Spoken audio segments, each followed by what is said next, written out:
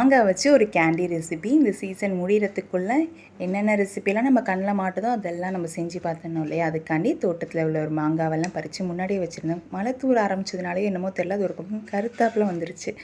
சரி, கட் பண்ணி தோல்லாம் செத்தி பார்த்தா வந்துட்டு அது கருப்பாக இல்லை, ரொம்பவே நல்லா இருந்துச்சு. இப்போ அந்த மாங்காவை யூஸ் பண்ணி தான் இதை செஞ்சு பார்ப்போம் அப்படின்னு சொல்லிட்டு எடுத்தேன். பாருங்கள், கோயிலில் வந்து மணி சத்தம் கேட்குது. சாமிக்கு வந்து நெய்வேத்தியம் பண்ணிகிட்ருக்காங்க. நான் இங்கே வீடியோவுக்கு வாய்ஸ் ஓவர் கொடுத்துட்ருக்கேன்.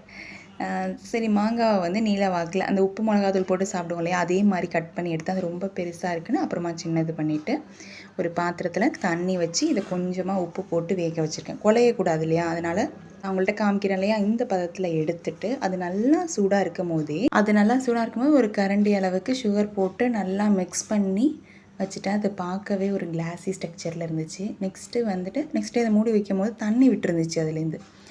சரின்ட்டு ஒரு நாள் ஃபுல்லாக ஊற வச்சு நல்லா காய வைக்கலான்னு இருந்தேன். எனக்கு வெயில் சுத்தமாகவே இல்லை. நான் இந்த பதத்தில் எடுத்துட்டேன். நல்லா இருந்துச்சு சாப்பிட.